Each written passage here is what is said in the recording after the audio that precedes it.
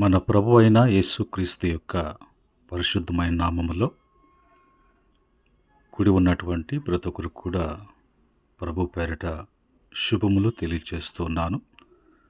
ప్రేమైనటువంటి దేవుని బిడ్డలారా, మరొక తరుణములో ప్రభు యొక్క పాద సన్నిధిలో ఈ రీతిగా ఆయన వాక్యాన్ని ధ్యానం చేసుకోవడానికి ప్రభు ఇచ్చినటువంటి శ్రేష్టకరమైనటువంటి సమయాన్ని బట్టి ప్రభువును నేను ఎంతగానో స్తుతిస్తూ ఉన్నాను. ప్రభువును గణపరుస్తూ ఉన్నాను. ఈ సమయంలో దేవుని వాక్యాన్ని చదువుకొని దేవుని వాక్యాన్ని ధ్యానం చేద్దాం. యెషయా గ్రంథము 55వ అధ్యాయము 6వ వచనంలో ఉన్నటువంటి మాటను చదివి అందులో ఉన్నటువంటి మాటలను ధ్యానం చేద్దాం. యెషయా గ్రంథము 55వ అధ్యాయము 6వ వచనములో ఈ విధంగా రాయబడి ఉన్నది.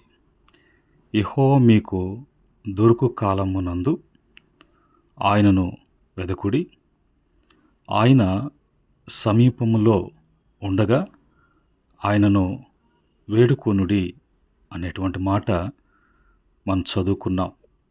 దేవుడు మనకు దొరికేటువంటి కాలమందు మనం వెదకాలి.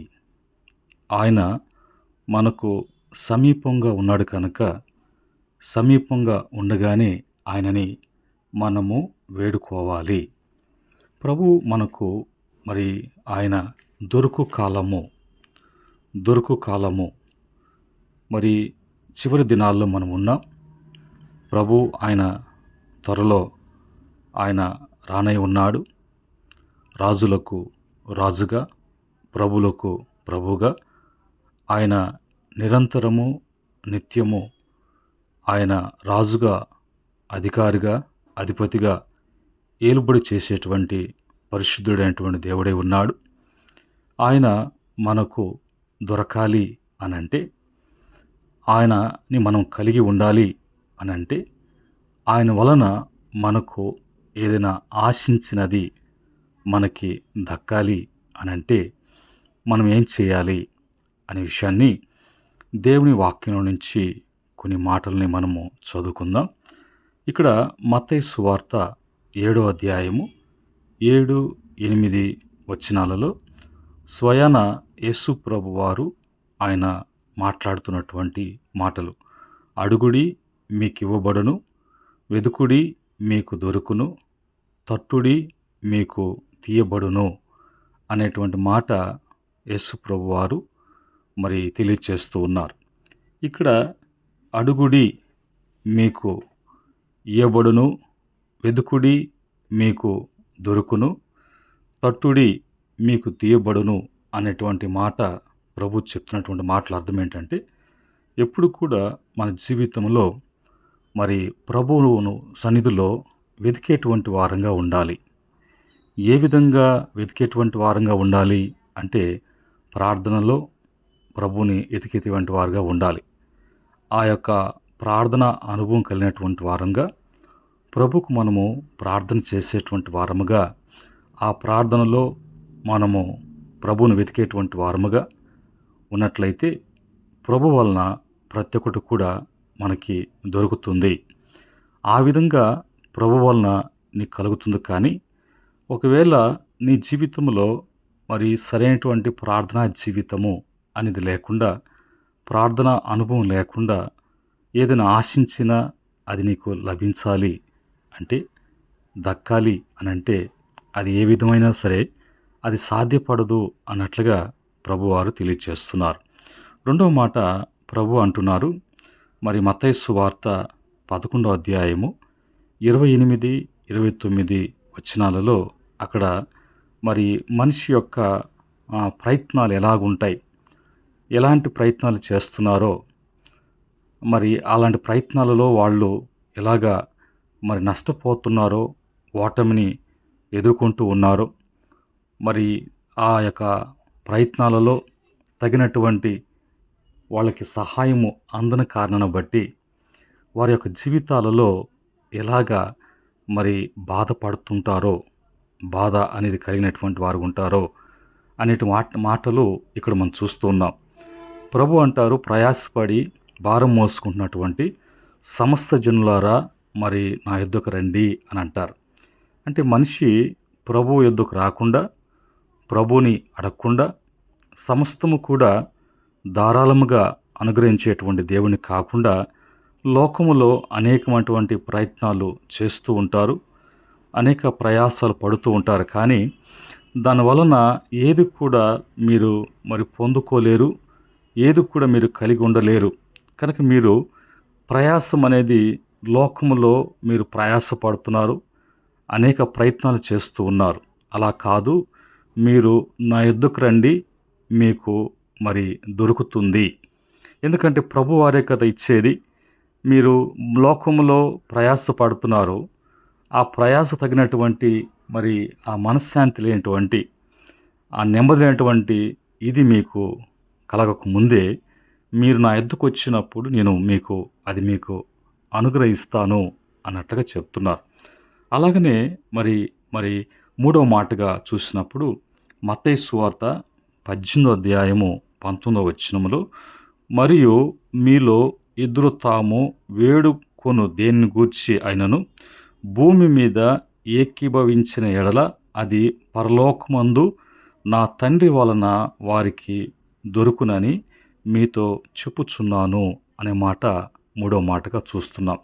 ఇక్కడ మరి ఇచ్చేది పరలోకం ఉన్నటువంటి నా తండ్రి మీకు ఇవ్వాల్సిందే, ఆ తండ్రి వలన మీకు కలగాల్సిందే. కానీ మరి మీరు ఆ తండ్రి వలన కాకుండా ఏ ప్రయత్నాలు చేసినా కూడా దాంట్లో మీరు నష్టము అనేది చూస్తారు, కష్టము అనేది పడతారు, తగినటువంటి ప్రతిఫలము అనేది లేకుండా పోతుంది. అయితే మీరు ఏదైనా కూడా ఏకీభవించేటువంటి ఏక మనస్సు, ఏకభావము అనేది కలిగి ఉండాలి. మరి ఆ ఏకము అనేది లేకుండా, ఏకభావము అనేది లేకుండా, ఒకవేళ స్వార్థముతో కూడినటువంటిది, సొంత ఆలోచనతో స్వబుద్ధిని ఆధారంగా చేసుకొని ఏదో సాధించి నలుగురిలో నేను గొప్ప అనిపించుకోవాలి అనేటువంటి మనస్తత్వంతో ఒకవేళ ప్రయత్నం చేస్తే దాని వలన ఎలాంటి మరి మేలు అనేది నీకు దొరకకుండా పోతుంది. అందుకనే ప్రభు అంటారు, మీరు మరి ఏదైనా కూడా ఏకీభవించేటువంటి ఏక మనసు, ఏకభావము అనేది కలిగినటువంటి వారుగా దేవుని సన్నిధిలో ఉండాలి. ఈ క్రమములో ఉన్నప్పుడు అది మీకు తప్పక మీరు ఆశించినది మీకు దొరుకుతుంది, మీకు లభిస్తుంది, మీరు కలిగి ఉంటారు, మీరు ఏది కూడా నష్టపోరు, ఎలాంటి ఆందోళన అనేది మీకు కలగదు అన్నట్టుగా ప్రభువారు చెప్తున్నారు. అలాగనే మరి మరొక మాట మనం చూసినప్పుడు యోహాను సువార్త 16వ అధ్యాయము 24వ వచనములో, ఇది వరకు మీరేమీ నా పేరట అడుగులేదు, మీ సంతోషము పరిపూర్ణమగునట్లు అడుగుడి, మీకు దొరుకును అని అంటాడు. ఇక్కడ ప్రభు చెప్పేటువంటి మాట ఏంటంటే, నా పేరట అడుగుడి. ఏదైనా కూడా యేసుక్రీస్తు యొక్క నామములో తండ్రి నీ ప్రార్థన ఆలకిస్తాడు. నీవు ఏదైతే ఆశించి పొందుకోవాలని, కలిగి ఉండాలని నువ్వు తలుస్తున్నావో అదన్నీ కూడా యేసు నామములో నువ్వు అడిగినప్పుడు అది నీకు యేసు నామములో తండ్రి ఇవ్వటానికి ఆయన ఇష్టపడుతున్నాడు. ఎందుకంటే ఉన్నటువంటి అన్ని నామముల కంటే పైనామము యేసు నామము. ఈ నామం వలనే మరి భూమి మీద సమస్త జనులకు రక్షణ అనేది కలుగుతుంది అనేటువంటి మాట బైబిల్ వాక్యం నుంచి మనం చూస్తూ ఉన్నాం. ఎందుకంటే ఆయన ఈ లోకానికి రక్షకుడిగా, యేసుగా వచ్చి ఏ ధర్మశాస్త్రం అయితే మానవుడు చేయలేకపోయాడు, ఏ ధర్మశాస్త్రం అటువంటి ఆజ్ఞలను మరి నడుచుకొని ఆ విధంగా జీవించలేదో, ఆ ధర్మశాస్త్రాన్ని ఆయన మరి తండ్రి ఇచ్చిన ధర్మశాస్త్రాన్ని నెరవేర్చి అది తీర్చినటువంటి వాడుగా, నడుచుకున్నట్లు వాడుగా కనిపిస్తున్నాడు. కాబట్టి తండ్రి చిత్తము చేసినటువంటి యేసు నామములో ఏమి అడిగినా కూడా అది నీకు అనుగ్రహించబడుతుంది, లేదంటే దొరుకుతుంది. ఈ క్రమంలో ప్రియమైన దేవుని బిడ్డలారా, మనము దేవుని యొద్ద ఒకవేళ మనకి మరి దొరకాలి, దేవుని వలన నాకు లభించాలి, దేవుడు నీకు ఇవ్వాలి అనేటువంటి ఆశ కలిగి ఉన్నావా? అలాగా నాకు ఈ అవసరత ఉన్నది, ఈ అక్రత ఉన్నది, ఇది ఎలాగ నాకు దొరుకుతుంది, లభిస్తుంది అనేటువంటి ఆలోచనలతో సతమతమైపోతున్నావా? అయితే దేవుని వాక్యం చెప్తుంది, ఇదిగో మరి ప్రభు నీకు సమీపంగా ఆయన ఉన్నాడు. ఆయన దొరికేటువంటి మరి ఆయన వల్ల కలిగేటువంటి కాలము, సమయము ఇదే. కనుక దేవుడిచ్చినటువంటి సమయాన్ని, కాలాన్ని వృధా చేసుకోకుండా ఆయన యొక్క సన్నిధికి వచ్చి ఆయన్ని అడిగేటువంటి వారముగా, మరి ఆయనకు ప్రార్థన చేసేటువంటి వారముగా, అది ఏక మనస్సు ఏకభావం అనేది కలిగినటువంటి వారంగా ఆయన నామంలో ఏది అడిగినా కూడా పరలోకున్నటువంటి తండ్రికి మహిమ కలుగునట్లుగా, పరలోకున్న తండ్రి కుమారుని ద్వారా ఆయన మహిమ తెచ్చుకునే విధముగా అవన్నీ కూడా ఆయన అనుగ్రహిస్తాడు అని యోహాను సువార్త 14వ అధ్యాయం 13, 14 వచనాలలో ఆ మాటలు రాయబడ్డాయి. కనుక ఈ సమయంలో ప్రియమైనటువంటి దేవుని బిడ్డలారా, ఈ యొక్క మాటలు మీకు ఆశీర్వాదకరంగా, దీవెనకరంగా ప్రభు మరి ఉంచాలని, అది మీకు ఆ విధంగా ఉండాలని ప్రభు ఇష్టపడుతున్నాడు. కాబట్టి ఆయన యొక్క సమయంలో ప్రభు మాట్లాడుతున్నారు. కనుక ఇటు మాటలు మీకును మరి మీ కుటుంబాలకును ఆశీర్వాదకరంగా, దీవెనకరంగా ప్రభు మార్చబోతున్నారు. ఈ వాక్యాన్ని మీరు వినండి, ధ్యానం చేయండి, అనేక మందికి వినిపింపచేయండి. అందరి జీవితాలలో ప్రభు గొప్ప కార్యాలు చేసేటువంటి దేవుడిగా ఉన్నాడు. ఆయనకి సమస్తం కూడా సాధ్యం పరిచేటువంటి దేవుడు ఎల్లప్పుడూ కూడా మీ జీవితాలలో ప్రతి కార్యాన్ని సాధ్యపరిచేటువంటి దేవుడిగా ఉన్నాడు. అటు కృప ప్రభు ప్రతి బిడ్డ కూడా అనుగ్రహించునుగాక.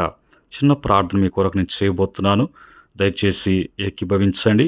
పరిశుద్ధుడైన తండ్రి, కృపగల మా దేవ, ఈ యొక్క మాటలు మీ బిడ్డలతో మీరు ఎంతో ఇష్టంగా మీరు మాట్లాడుతున్నారు. నీ మాటలే వినిపింప చేయబడ్డాయి. ఈ మాటలు బిడ్డలు విని వారి జీవితాల్లో అన్వయించుకొని, ఈ మాటల వలన తండ్రి బిడ్డలు మేలు పొందినట్లుగా, ఎప్పుడు మీ యొద్ద దొరుకుతుందని, మీ వలన కలుగుతుందని, మిమ్మల్ని కలిగినటువంటి బిడ్డలుగా జీవించే కృప దయచేయమని, ప్రతి విషయంలో మంచి చేయమని యేసుక్రీస్తు నామములో అడిగి వేడుకుంటున్నాము తండ్రి. ఆమెన్. పరమ తండ్రి దేవుని ప్రేమ, రక్షకుడైనటువంటి యేసుక్రీస్తు కృప, పరిశుద్ధాత్మ యొక్క అన్ని సహవాసం మీకును మీ కుటుంబాలకును కలిగిన యావత్తకు సదా తోడై ఉండి నడిపించునుగాక. Amen. May God bless you.